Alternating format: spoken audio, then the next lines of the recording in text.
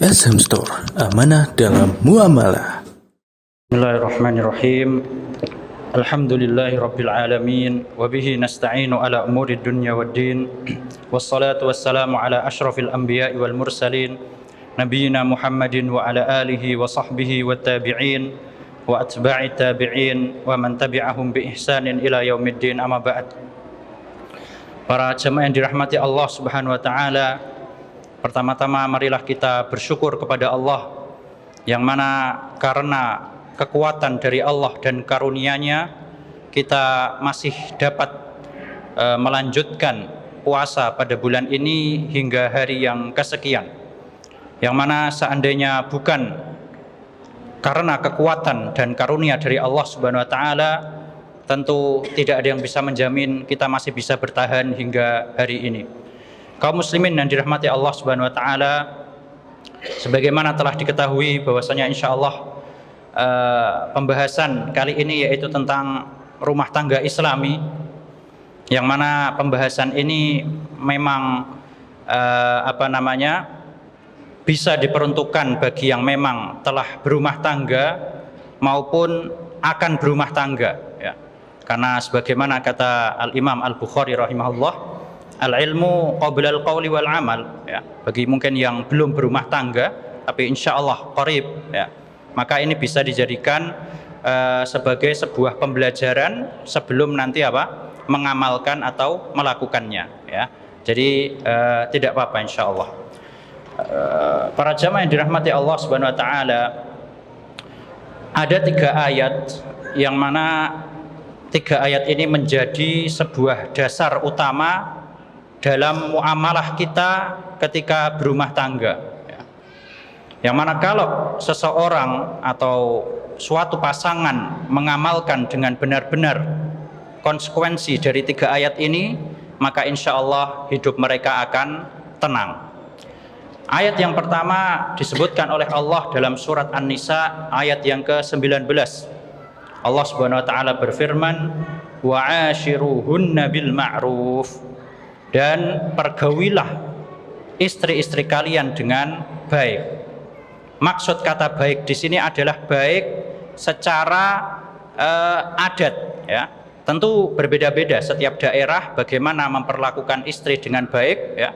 Di negeri Indonesia tentu berbeda dengan di Saudi, ya. Di wilayah sini tentu berbeda dengan di wilayah lainnya. Jadi patokan bagaimana seorang suami dikatakan telah berbuat baik kepada istrinya atau belum, ya, itu patokannya adalah kebiasaan atau adat di daerah tersebut, ya. Dan ini berbeda-beda, ya. Mungkin di suatu daerah ada yang memang adatnya seorang istri wajib diberikan rumah misalnya, ya. Di suatu daerah lain misalnya seorang istri patokan pemberian suaminya setiap bulan misalnya 1 juta, ya. Maka ini kembali ke kebiasaan daerah masing-masing dan juga kembali ke kemampuan si suami, ya. Jadi selama si suami tersebut telah berusaha memberikan yang terbaik bagi istrinya, maka hendaknya selama kewajiban tersebut terpenuhi, maka hendaknya bagi sang istri pun menerima dengan baik, ya. Jadi itu ayat yang pertama dalam surat An-Nisa ayat yang ke-19, wa'ashiruhunna bil ma'ruf, dan pergaulilah istri-istri kalian dengan baik. Ayat yang kedua disebutkan oleh Allah dalam surat Al-Baqarah ayat yang ke 228, ya. 228. Sebentar, kita cek ayat berapa. Ya, 228, ya. Allah Subhanahu wa taala berfirman, walahunna mislul ladzi 'alaihinna bil ma'ruf walirrijali 'alaihinna darajah, ya. Dan bagi istri tersebut hak-hak yang mana harus atau mereka berhak memilikinya, sebagaimana si suami juga berhak memiliki hak-hak tersebut. Jadi maksudnya sesama suami istri itu harus saling menunaikan hak-haknya masing-masing, ya. Jangan sampai hanya suaminya saja, ya. Suaminya pengen istrinya berpenampilan menarik misalnya, ya seharusnya si suami pun juga harus tampil menarik di hadapan istrinya. Jadi jangan sampai salah satu mengklaim haknya tanpa menunaikan apa? Haknya orang lain, ya, hak pasangannya. Jadi sesama suami istri harus saling memenuhi haknya masing-masing. Walirrijali 'alaihinna darajah. Dan jenis laki-laki itu memang lebih dimuliakan oleh Allah apa? Dari jenis wanita, ya. Dan ini merupakan sebuah kodrat, ya, merupakan sebuah takdir yang mana memang Allah mentakdirkan jenis laki-laki itu memang sedikit di atas, lebih unggul daripada wanita, ya. Dan ini harus kita terima. Insya Allah nanti disebutkan di antara hal-hal yang menjadikan kenapa kok laki-laki itu lebih unggul, di antaranya para nabi, ya, semuanya laki-laki, ya, para rasul juga semuanya laki-laki, kemudian juga pemimpin tertinggi laki-laki, ya. Dan juga laki-laki adalah orang yang wajib menafkahi keluarganya, ya. Itu salah satu gambaran yang menunjukkan kalau Allah apa? Meninggikan jenis laki-laki, jenisnya, ya, bukan personnya. Kalau personnya maka terkadang kita dapati sebagian wanita apa? Lebih baik, ya, jauh lebih baik dari person laki-laki. Itu ayat yang kedua. Jadi harus saling menunaikan apa? Haknya. Ayat yang ketiga disebutkan oleh Allah dalam surat An-Nisa ayat yang ke-34, ya. Allah Subhanahu wa taala berfirman, "Ar-rijalu qawwamuna 'alan nisa'i bima faddalallahu ba'dahum 'ala ba'd." Ya. Bahwasanya laki-laki ini adalah pemimpin atas wanita, ya. Dan apa namanya? Kenapa kok laki-laki itu menjadi pemimpin atas wanita? Karena beberapa hal yang telah Allah lebihkan laki-laki di atas wanita. Seperti tadi kita sebutkan, ya, di antaranya para nabi itu semuanya laki-laki, para rasul semuanya laki-laki, pemimpin tertinggi laki-laki, ya. Laki-laki wajib berjihad, wajib sholat 5 waktu di masjid, wajib jumatan, wajib mencari nafkah, ya. Oleh karena ini dikatakan apa? Laki-laki adalah pemimpin bagi wanita. Kemudian juga wabima anfaqu min amwalihim, ya. Dikarenakan laki-laki tersebut apa? Memiliki kewajiban menafkahi keluarganya, ya. Ini salah satu hikmah para jamaah sekalian. Kenapa kok dalam ilmu waris, ya, itu laki-laki lebih banyak, ya. Jadi kalau kita belajar ilmu waris itu disebutkan kalau misalnya anak laki-laki berhak mendapatkan apa? 2 kali lipatnya anak perempuan, ya. Salah satu hikmahnya ini karena laki-laki memiliki kewajiban untuk meninfaki apa? Keluarganya, ya. Jadi syariat Islam ini penuh dengan hikmah dan tidak berhak bagi kita untuk menentangnya dengan akal kita yang sangat kurang, ya.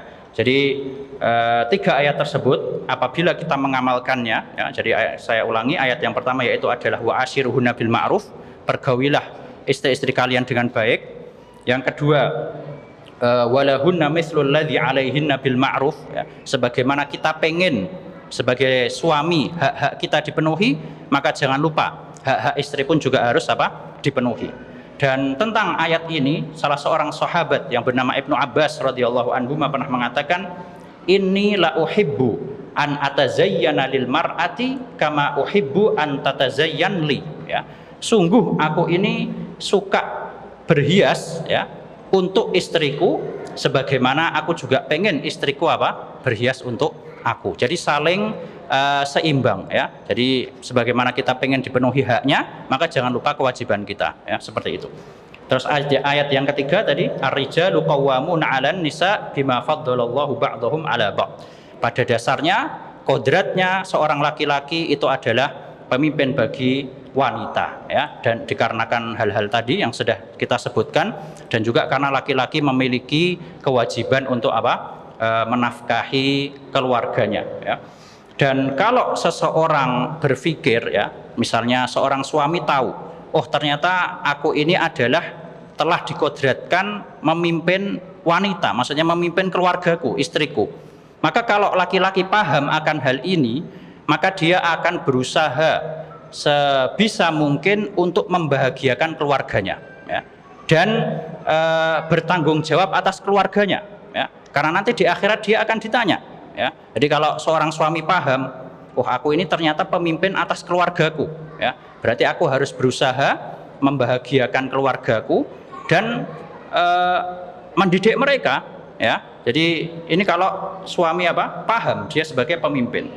Begitu pula si istri, ketika si istri paham bahwasanya suaminya telah ditakdirkan menjadi pemimpinnya, maka si istri akan semakin taat kepada suaminya, ya, akan semakin mendengar apa yang diperintahkan, ya, tidak berbicara dengan kasar di hadapannya, dan akan selalu mentaati suaminya selama dalam hal yang baik, ya. Jadi ini perlu kita pahami bersama-sama, suami dan istri. Si suami telah ditakdirkan oleh Allah sebagai pemimpin, berarti dia punya kewajiban menjaga keluarganya, menafkahi keluarganya, dan mendidik keluarganya. Si istri telah ditakdirkan menjadi orang yang dipimpin, berarti dia harus mendengar dan taat kepada suaminya selama itu bukan hal yang maksiat, ya. Para jemaah yang dirahmati Allah Subhanahu wa taala, di akhir ayat yang tadi terakhir kita sebutkan, yaitu ayat yang ke-34, ya, di situ Allah Subhanahu wa taala juga menceritakan atau memberitakan cara-cara yang mana kadang terjadi seorang istri itu apa? Nusyuz, ya. Nusyuz itu artinya al-khuruj an ta'atiz zauj, ya. Jadi tidak manut sama suaminya. Ya, wajar terkadang seperti itu gitu, ya. Namanya nanti insya Allah kita sebutkan, ya, namanya wanita itu ya tidak ada yang sempurna 100%, ya. Jadi barang siapa yang mengharapkan kesempurnaan dari seorang wanita, berarti dia ada kekurangan. Berarti orang yang mengharapkan ini apa? Orang yang kurang, ya. Jadi tidak bisa kita mengharapkan 100% wanita sempurna, itu tidak ada, ya. Nanti ada hadisnya yang menunjukkan kalau mereka itu diciptakan dari tulang rusuk, ya. Jadi apa? Di akhir ayat yang ke-34 itu Allah menceritakan apabila suatu saat si istri melakukan nusyuz, ya, jadi tidak manut, tidak patuh kepada suaminya, maka Allah berfirman, wallati takhafuna nusyuzahunna fa'idhuhunna, ya. Dan para wanita yang kalian takut mereka itu melakukan nusyuz atau tidak patuh kepada suaminya, maka cara yang pertama adalah fa'idhuhunna, dinasehati baik-baik, ya. Jadi dinasehati baik-baik dengan cara yang baik, di waktu yang tepat, ya. Karena terkadang orang itu atau sebagian orang bagus, niatnya bagus, pengen nasihati pasangannya, tapi qadarullah di waktu yang kurang tepat, ya. Sedang lapar, sedang marah, ya, atau sedang ngantuk misalnya, ya. Jadi harus dinasihati dengan bijak, ya. Kemudian kalau ternyata dinasihati belum mempan, ya, qadarullah, nauzubillah min dzalik, wahjuruhunna fil madhaji, ya. Maka hajarlah dia. Hajar itu artinya pisah, ya. Jadi pisah ranjang, ya, atau mungkin masih satu ranjang tapi yang satu menghadap ke kanan, satu menghadap ke kiri, ya. Jadi membelakangi. Ini salah satu atau bentuk hajrul madhaji, ya. Atau bisa juga dengan hajrul kalam, ya. Hajrul kalam itu artinya tidak ngajak ngomong istrinya, tapi para ulama memberikan batas waktu sampai 3 hari saja, ya. Jadi jangan sampai nggak ngajak ngomong istrinya lebih dari 3 hari, ya. Ini nama hajrul kalam. Jadi itu tingkatan yang kedua apabila didapati pada istri ada sifat nusyuz atau tidak patuh kepada suami. Tapi yang dimaksud dengan adanya sifat nusyuz ini, para jemaah sekalian, itu harus benar-benar kelihatan, ya. Jadi jangan cuman baru kelihatan tandanya langsung langsung dieksekusi misalnya, ya, langsung dihajar misalnya, jangan, ya. Tapi dinasihati pelan-pelan dulu. Kalau baru benar kelihatan, maksudnya sifatnya atau perilakunya, barulah kita pakai metode yang ditunjukkan oleh Al-Quran ini. Jadi yang kedua hajrul madhaji. Yang ketiga adalah wadribuhun. Dan kalau ternyata dihajar ternyata tidak mempan juga, ya, nauzubillah min dzalik, maka yang terakhir adalah boleh dipukul. Nanti insya Allah kita sebutkan di antara syarat-syaratnya, ya. Di antara syarat-syaratnya adalah harus pukulan yang ghairu mubarrih, ya. Tidak boleh yang membuat sakit, ya, membuat sakit sekali, tidak boleh. Kemudian juga harus dihindari anggota tubuh yang menyakitkan seperti wajah misalnya, atau anggota tubuh lain yang dikhawatirkan kalau dipukul itu menyebabkan sakit yang sangat sekali, ya. Nanti insya Allah ada beberapa syaratnya, ya. Jadi intinya marilah tiga ayat tersebut kita pegang baik-baik apabila kita ingin rumah tangga kita menjadi baik. Kaum muslimin yang dirahmati Allah Subhanahu wa taala, itu poin yang pertama, yaitu adalah poin tentang tiga ayat yang mana kalau kita berpegang teguh dengan tiga ayat itu, maka insya Allah rumah tangganya akan baik. Poin selanjutnya, di antara hal yang menyebabkan rusaknya sebuah rumah tangga, ya, atau adanya keburukan yang sangat besar dalam rumah tangga, yaitu adalah seringnya seorang suami keluar dari rumah, ya. Jadi seorang suami yang sukanya keluar dari rumah tanpa hajat, ya, jadi bukan suatu hal yang penting, ya, apalagi sampai begadang dan nggak jelas ngapain ketika begadang, maka ini salah satu sebab retaknya atau bahkan na'udzubillah min dzalik hancurnya sebuah bahtera rumah tangga, ya. Yang mana apabila seorang suami itu sering keluar rumah, ya, keluar malam-malam, habis itu kembali ketika sebelum subuh misalnya, begadang, ya, melakukan hal yang nggak jelas. Yang pertama, nanti ketika kembali ke rumah dia akan dalam keadaan sangat capek, ya. Energinya telah terkuras untuk hal-hal yang tidak penting, sampai rumah dia tidur, apalagi sampai ngelewatin sholat, tidak sholat subuh, ya, yang mana meninggalkan sholat ini para jemaah sekalian merupakan salah satu sebab juga hancurnya rumah tangga, ya. Jadi dalam hadis kan disebutkan, ya, hak pertama yang nanti akan Allah tanya pada hari kiamat yang berkaitan dengan diri kita sendiri adalah sholatnya, ya. Kalau sholatnya bagus, maka insya Allah amalan-amalan lainnya juga akan bagus. Begitu pula sebaliknya. Nah, sekarang seorang suami atau seorang pasangan yang dia saja berani meninggalkan hak yang paling besar, yaitu sholat, ya.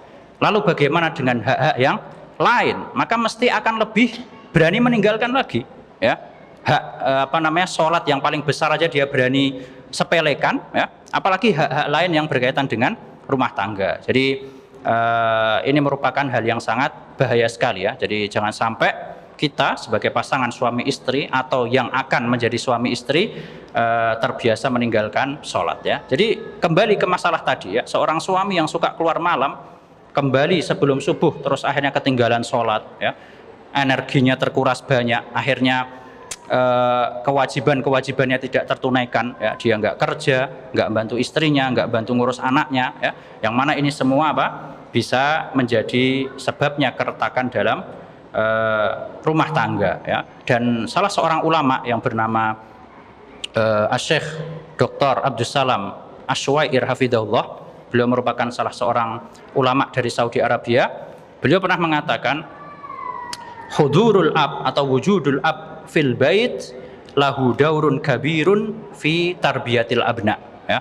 Jadi adanya seorang ayah di rumah itu memiliki peran yang sangat besar dalam mendidik anak, ya. Wa illam yatakallam, meskipun bapaknya nggak ngomong apa-apa, ya, cukup ada aja di rumah, ya. Jadi kita, terutama bagi para suami atau calon bapak, insya Allah jangan sering-sering keluar rumah untuk hal yang kurang penting, ya.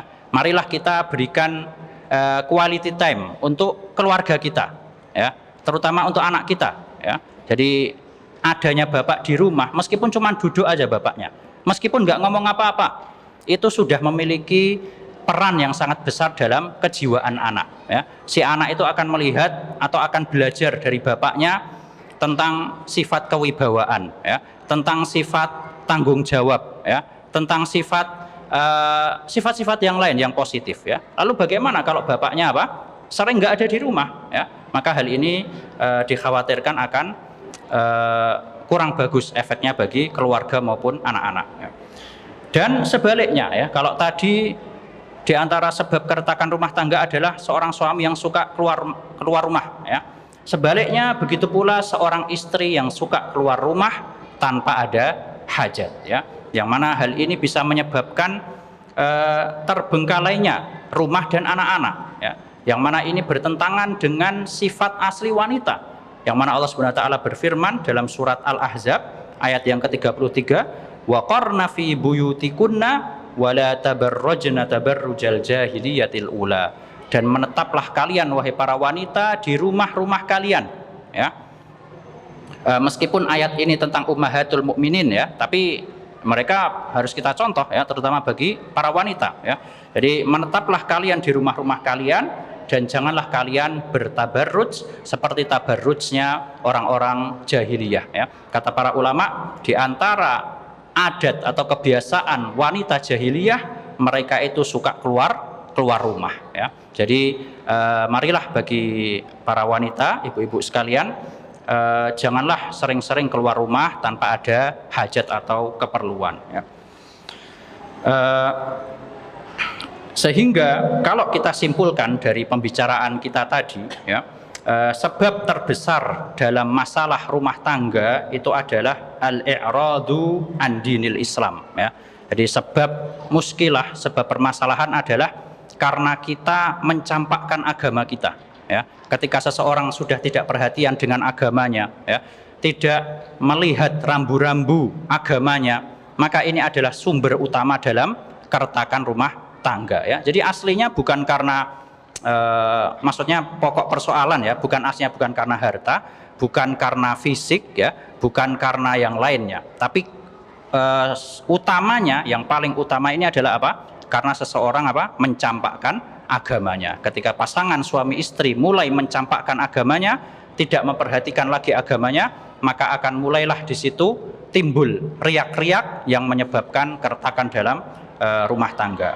Lalu apa solusinya? Solusinya ya tinggal sebaliknya, ya. Solusinya adalah bertakwa kepada Allah, ya. Mulailah kembali memperhatikan agama kita, ya. Perhatikan kewajiban-kewajiban kita, ya. Kemudian muraqabatullah, ya, harus selalu merasa Allah melihat kita. Tatkala pasangan kita sedang keluar rumah, maka yakinlah di sana ada Allah yang selalu mengawasi kita. Tatkala kita sebagai laki-laki sedang keluar rumah jauh dari istri kita, maka meskipun mungkin tidak ada CCTV, ya, di mana-mana, tapi yakinlah Allah apa? Selalu melihat kita. Dan ini penting sekali para jamaah sekalian, al jaza'u min jinsil amal, ya. Balasan sesuai perbuatan. Tatkala seorang suami ingin mencoba mengkhianati istrinya, nauzubillah min dzalik, maka dikhawatirkan, ya, dia pun akan mendapati istrinya apa? Seperti itu juga, nauzubillah min dzalik, ya. Jadi ya karena itu, ya, karena al jazaa'u min jinsil amal, ya. Jadi yakinlah Allah selalu melihat kita dimanapun berada, ya. Kemudian juga di antara solusi yang lain adalah al munasahah bil husna, ya, menasihati dengan cara yang baik, dengan cara yang bijak, ya. Kemudian juga setiap dari pasangan suami istri itu selalu berusaha melakukan apa yang menjadi kewajibannya. Jadi sekali lagi, jangan sampai kita hanya menuntut dari salah satu pihak saja tanpa kita sendiri apa? Melakukan kewajiban kita. Jadi setiap suami istri harus saling paham, mereka punya kewajiban-kewajiban yang harus ditunaikan. Kalau mereka semua sudah melakukan hal-hal yang telah disebutkan tadi dan melakukannya dengan ikhlas, ya, bukan karena biar dilihat baik di mata masyarakat, bukan karena terpaksa, tapi memang ikhlas pengen rumah tangganya jadi rumah tangga yang baik, maka insya Allah Allah akan menolong mereka. Allah Subhanahu wa taala berfirman dalam ayat terakhir surat Al-Ankabut, walladzina jahadu fina lanahdiyannahum subulana, dan orang-orang yang bersungguh-sungguh untuk mencari jalan-jalan kami, niscaya kami akan tunjukkan jalannya. Wa innallaha lama'al muhsinin, sesungguhnya Allah bersama orang-orang yang baik. Para jemaah yang dirahmati Allah Subhanahu wa taala, di antara hal lain yang bisa memperbaiki hubungan rumah tangga adalah at-tafaqquh fiddin, ya, yaitu mulai belajar ilmu agama, ya. Jadi sebagian dari pasangan suami istri mungkin ada yang kayak menjadikan kebutuhan agama itu bukan kebutuhan pokok, ya. Jadi kayak kebutuhan sampingan saja, ya. Maka ini suatu hal yang tidak tepat, ya. Jadi apa namanya? Tadi telah kita sebutkan, ya, di antara cara supaya rumah tangga itu menjadi baik apa? Dengan cara bertakwa kepada Allah, dengan cara kembali kepada Allah, ya. Lalu bagaimana cara kita kembali kepada Allah? Cara kita bertakwa kepada Allah kalau kita apa? Tidak punya ilmunya, ya. tidak tahu bagaimana cara sholat yang baik, ya, tidak tahu bagaimana cara puasa yang baik, tidak tahu apa saja hak dan kewajiban setiap pasangan. Ya. Hal ini semua apa? Bisa didapatkan dengan cara belajar. Ya. Berarti kalau orang nggak belajar ya nggak bisa. Ya. Dia nggak bisa bertakwa kepada Allah, dia nggak bisa kembali rujuk kepada Allah, bertaubat kepada Allah. Lalu bagaimana dia akan mengharapkan apa? Keluarganya menjadi keluarga yang baik, ya. Jadi marilah sempatkan, ya, luangkanlah waktu bagi kita pasangan suami istri, ya, untuk mempelajari ilmu agama, ya. Rasulullah SAW bersabda, man yuridillahu bihi khairan yufaqihu fiddin. Barang siapa yang Allah inginkan kebaikan, maka dia akan dijadikan paham agama. Berarti kalau kita ingin jadi keluarga yang baik, maka jadilah keluarga yang paham ilmu agama. Para jemaah yang dirahmati Allah Subhanahu wa taala, poin selanjutnya adalah sebuah hadis dari Nabi Shallallahu alaihi wasallam. Beliau pernah bersabda, "Istausu bin nisa'i khairan." Ya, hadis ini riwayat Bukhari dan Muslim, sahih. Yang mana artinya itu ada atau apa namanya bisa diartikan menjadi dua hal. Yang pertama artinya adalah iqbalu wasiyati fin nisa, ya.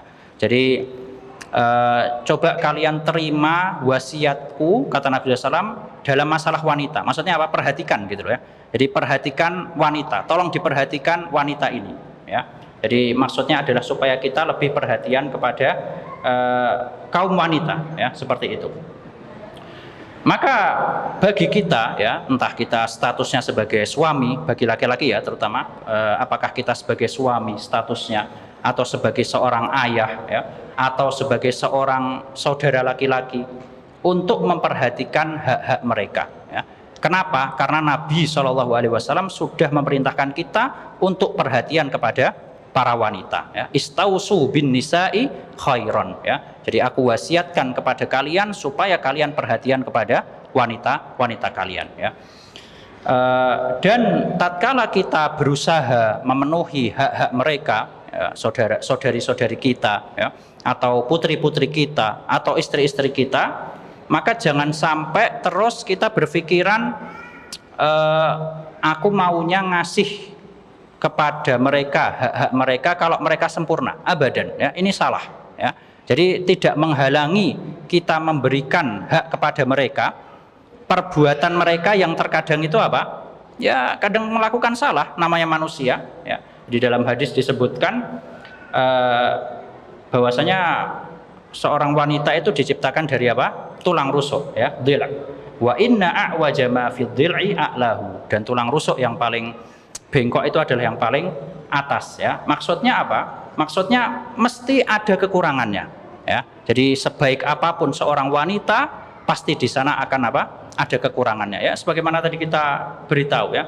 Jadi kalau ada sampai laki-laki yang mengharapkan kesempurnaan dari seorang wanita, berarti laki-laki ini apa? Punya kekurangan, ya. Jadi tidak ada wanita yang sempurna 100%. Kita harus maklumi, ya. Kita harus maklumi para wanita tersebut. Dalam hadis yang lain Rasulullah SAW bersabda, "Ma ra'aitu min naqisati aqlin wa dinin adhab lilubbir rajulil hazimi min ihdakunna."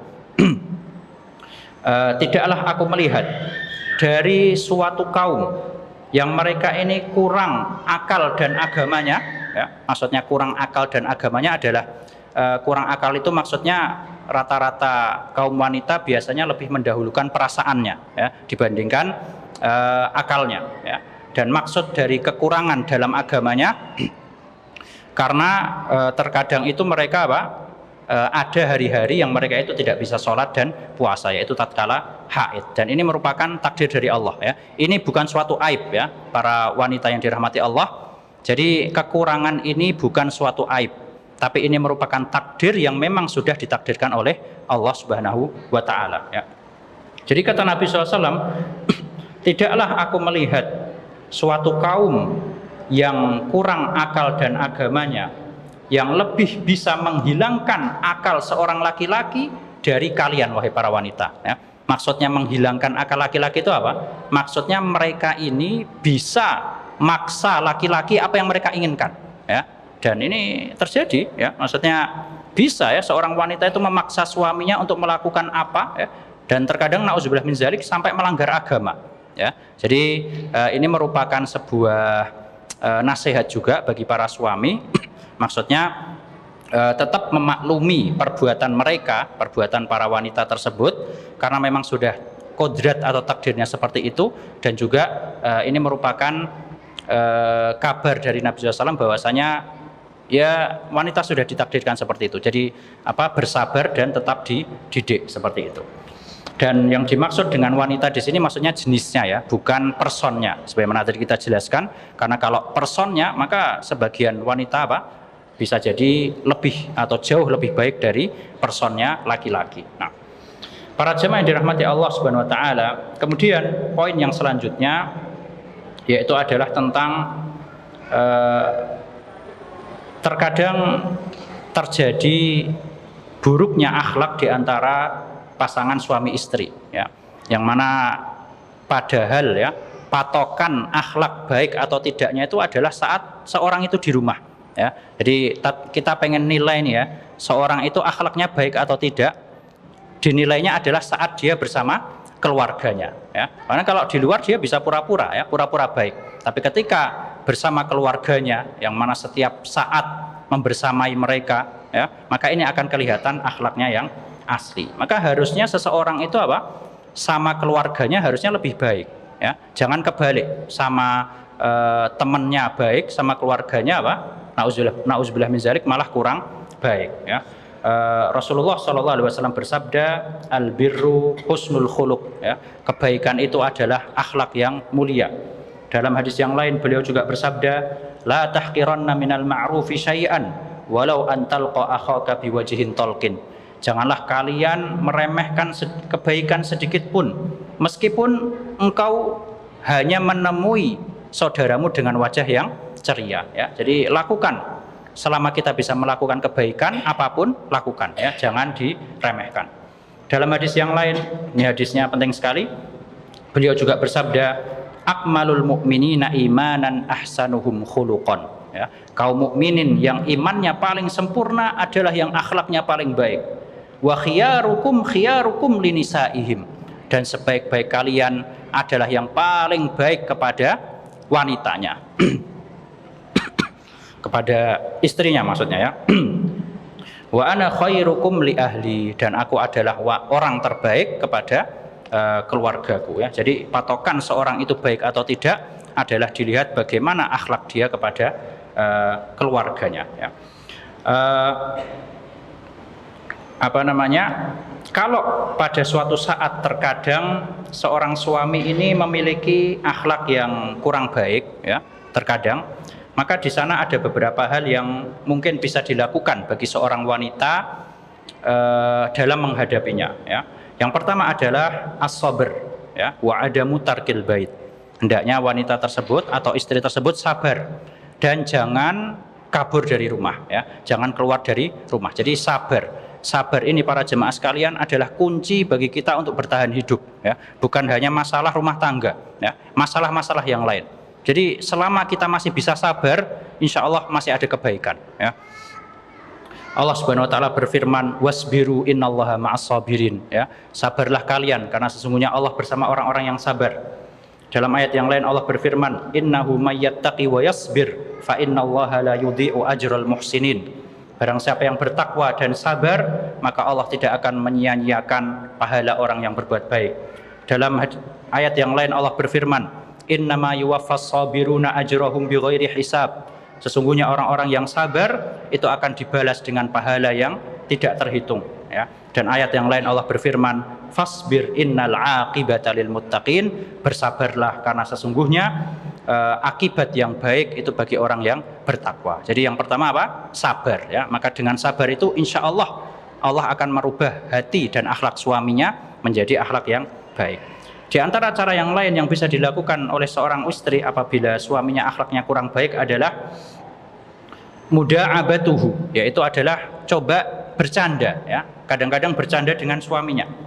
wa mukhatabatuhu bil alfadhil lati tulayyinu qalbahu, dan mengajak bicara suaminya dengan perkataan-perkataan yang bisa melunakkan hatinya, ya. Jadi jangan sampai akhlak yang buruk, misalnya kasar, nauzubillah min dzalik, dilawan dengan kasar juga, ya.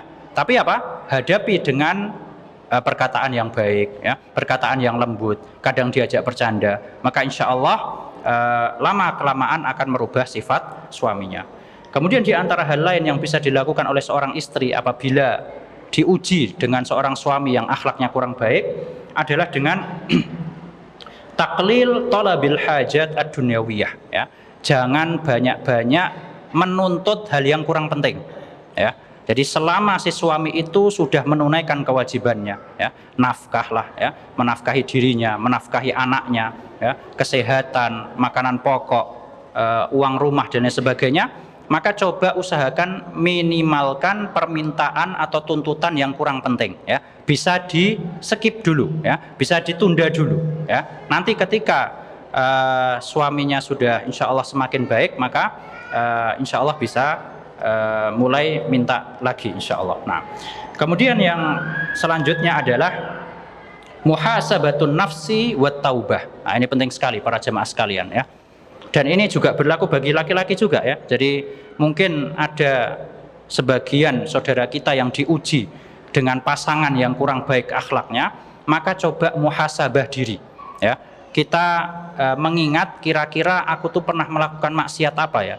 Jangan-jangan aku diuji dengan pasangan yang kurang baik ini karena dosa yang pernah aku lakukan, ya. Kalau sudah seperti itu maka bertaubatlah, ya. Maka tatkala kita bertaubat maka Allah pasti akan kasih jalan keluar, ya. Ini penting sekali. Allah Subhanahu wa taala berfirman, "Wa ma asabakum min musibatin fabima kasabat aydikum wa ya'fu an katsir."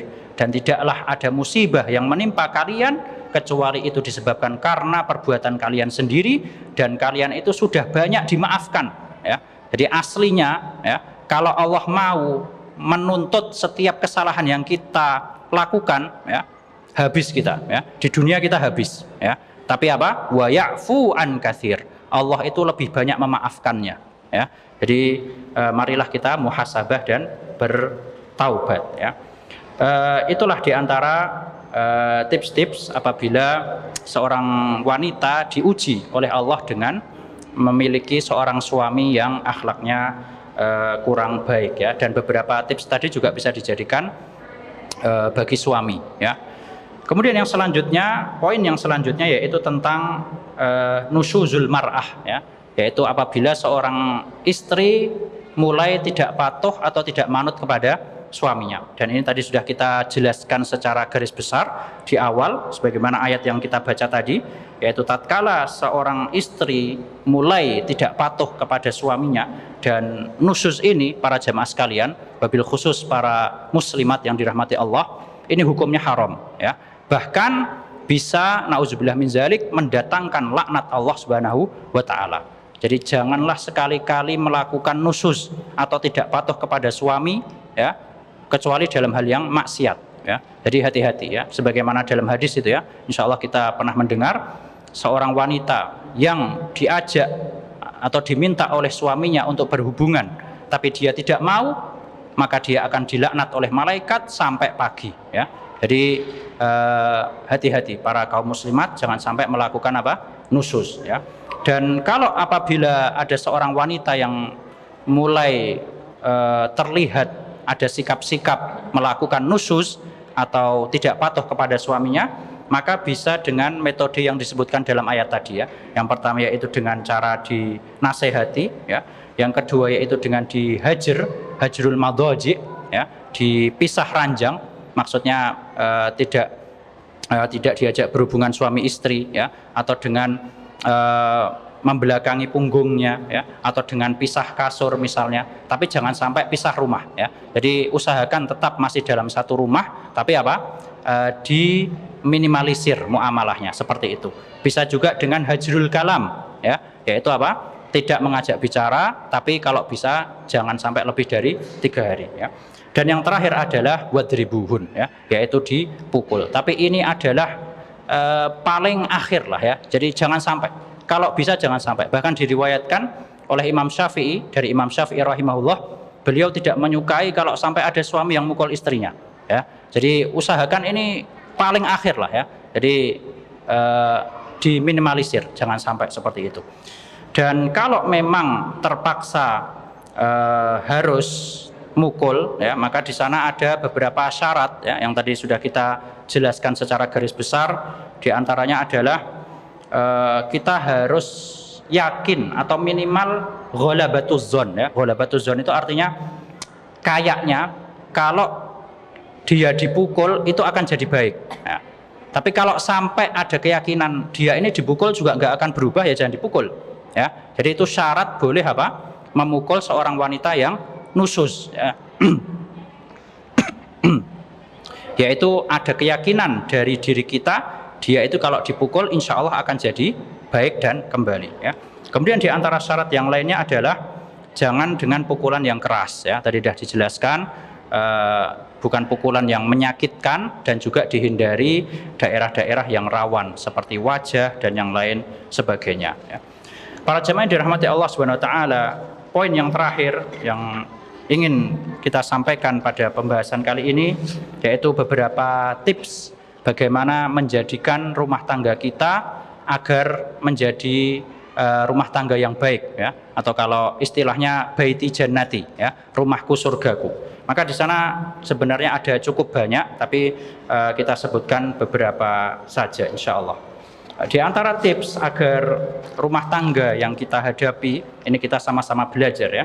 Jadi di antara tips agar rumah tangga yang kita hadapi atau kita jalani ini menjadi rumah tangga yang baik adalah yang pertama, ini penting sekali para jamaah sekalian, adalah ghaddul basar atau menundukkan pandangan ya. Allah Subhanahu wa taala berfirman dalam surat An-Nur, "Qul lil mu'minina yaghuddu min absarihim wa yahfadzu furujahum." Katakanlah kepada kaum mukminin agar mereka menundukkan pandangan-pandangan mereka dan menjaga kemaluannya. Ya, dzalika azka lahum. Yang demikian itu lebih suci bagi mereka. Di ayat setelahnya langsung Allah berfirman, "Wa qul lil mu'minati yaghdudna min absarihinna wa yahfazna furujahun." Dan katakanlah kepada para wanita mukminat agar mereka menundukkan pandangannya dan menjaga kemaluannya. Jadi perintah untuk menundukkan pandangan itu bukan hanya khusus untuk laki-laki saja ya, tapi itu pun juga mengarah kepada para wanita. Jadi para wanita yang memang tidak ada hajat untuk melihat laki-laki, maka mereka hendaknya apa? Menundukkan pandangan mereka ya. Dan menundukkan pandangan ini punya pengaruh yang sangat besar sekali dalam kelanggengan hidup ya. Yang pertama di antara manfaatnya adalah dia akan merasa bahwasanya pasangan yang dia miliki itu adalah pasangan terbaik yang Allah titipkan untuknya ya. Apabila seorang suami, maka dia akan melihat istrinya itu adalah wanita yang paling cantik ya, yang Allah titipkan kepadanya. Begitu pula sebaliknya, seorang istri melihat suaminya ada seorang laki-laki yang memang telah dicukupkan untuknya ya. Berbeda dengan orang yang suka mengumbar pandangannya ya. Jadi ada sebuah peribahasa disebutkan, kasratul masas tudhibul ihsas ya. Jadi kasratul masas tuzilul ihsas. Terlalu banyak memegang itu bisa menghilangkan kepekaan ya. Jadi terlalu banyak melihat bisa menghilangkan apa? Kepekaan ya. Jadi orang yang suka lihat ke sana kemari ya, membanding-bandingkan pasangannya, maka sedikit demi sedikit rasa cintanya kepada pasangannya akan terkikis ya. Jadi akan melihat, wah itu pasangannya fulan lebih bagus ya. Wah ini kurang sekali pasanganku ya. Jadi akan apa? Menghilangkan kecintaan dari hatinya ya. Jadi itu yang pertama, hendaknya apa? Kita ghaddul basar. Dan ini ada sebuah poin penting para jemaah sekalian. Di antara cara agar pasangan kita ghaddul basar, yaitu kita berusaha tampil menarik di hadapannya. Ini sebagaimana mukaddimah yang pertama tadi ya. Jadi sebagaimana kita ingin pasangan kita menarik di hadapan kita, maka kita pun juga harus apa? Tampil menarik di hadapannya ya. Ini salah satu cara yang dapat membantu ghaddul basar ya. Kemudian di antara cara yang lain yang bisa menjadikan rumah tangga kita rumah tangga yang baik adalah dengan cara iktsarun nawafil fil bait, ya, memperbanyak ibadah-ibadah sunnah di rumah, ya, terutama bagi laki-laki, ya. Jadi kalau laki-laki itu ibadah wajibnya harusnya ditampakkan, ya. Tapi kalau ibadah sunnahnya maka ini afdolnya di rumah, ya. Terutama yang mungkin saya tekankan adalah sholat sunnah dan membaca Al-Quran, ya. Jadi ada sebuah cerita, ada salah seorang laki-laki yang mengadu kepada salah seorang syekh, ya. Ya syekh, ini kenapa kok rumah tanggaku ini berantakan, gitu ya, banyak masalah, ya, anaknya banyak masalah. Maka oleh salah seorang ulama ini dinasihatkan supaya coba kamu banyak-banyak sholat sunnah di rumah, ya. Maka dipraktekkan oleh laki-laki tersebut, ya. Sesaat kemudian, beberapa waktu kemudian, laki-laki tersebut datang kepada syekh tersebut dan mengatakan, alhamdulillah sekarang keluargaku sudah mulai membaik, ya. Jadi ini merupakan solusi agar rumah tangga kita baik, yaitu memperbanyak ibadah sunnah di rumah, karena itu bisa memberikan yang pertama barokah, ya, barokah di rumah-rumah kita. Yang kedua, memberikan tarbiyah atau pendidikan kepada keluarga kita dan anak-anak kita. Seorang anak, ya, yang lihat orang tuanya setiap anak ini masuk rumah, dia lihat orang tuanya kalau nggak sholat ngaji, ya, maka dalam hatinya akan timbul rasa cinta kepada sholat dan ngaji. Bahkan salah seorang ulama pernah mengatakan sebab terbesar dalam menanamkan kecintaan anak terhadap Al-Quran adalah al-qudwatu al-hasanah, yaitu suri tauladan yang baik, ya. Jadi marilah kita perbanyak ibadah-ibadah sunnah di rumah kita agar rumah kita terberkahi, agar rumah kita dihadiri malaikat dan setan-setan pergi dari rumah kita, dan juga agar istri dan anak-anak kita tertarbiyah atau terdidik dengan ibadah, ya. Ini kalau memang memungkinkan, ya. Jadi para jemaah sekalian, jadi kalau memang bisa sholat di rumah, ya. Jadi kalau ternyata khawatirnya sampai rumah kok tidak memungkinkan atau malah malas dan sebagainya, ya mungkin rumahnya jauh seperti itu, ya nggak apa-apa sholat di masjid. Tapi intinya sebisa mungkin kerjakan ibadah-ibadah sunnah kita di rumah kita, ya. Kemudian di antara hal lain yang bisa menjadikan rumah tangga kita lebih baik adalah mungkin ini yang terakhir adalah doa, ya. Ini sangat penting sekali para jemaah sekalian. Jangan lupa mendoakan keluarga kita, ya. Di antaranya doa yang diucapkan oleh para ibadur rahman dalam akhir surat Al-Furqan. Allah Subhanahu wa taala berfirman, di antara doa para ibadur rahman ini adalah Rabbana hablana min azwajina wa dzurriyyatina qurrata a'yun. Ya Allah, jadikanlah pasangan-pasangan kami dan anak-anak kami sebagai penyejuk mata kami, ya. Terutama kita sekarang sedang di bulan Ramadan, ya, yang mana orang yang berpuasa itu memiliki doa mustajab dari awal dia puasa sampai iftarnya. Maka bisa kita manfaatkan untuk berdoa seperti ini. Begitu pula di antaranya doa Nabi Ibrahim alaihissalam. Beliau pernah berdoa, Rabbi ja'alni muqimas salati wa min dzurriyyati Rabbana wa taqabbal doa. Ya Allah, jadikanlah aku orang yang menegakkan sholat dan juga keturunanku, ya. Engkau adalah Rabb yang maha mendengar doa, ya. Jadi marilah kita doakan keluarga kita dan anak-anak kita, ya. Demikianlah para jemaah sekalian yang dapat kita pelajari pada sore hari ini. Kita memohon kepada Allah Subhanahu wa taala semoga dijadikan atau diberikan keluarga-keluarga yang sakinah, mawaddah, warahmah, dan juga agar kita dapat menuju surga Allah bersama keluarga kita semua. Wallahu a'lam. Wallahu a'lam wa sallallahu ala nabiyyina Muhammad wa ala alihi wa sahbihi wa sallam. Subhanakallahumma bihamdik asyhadu an la ilaha illa anta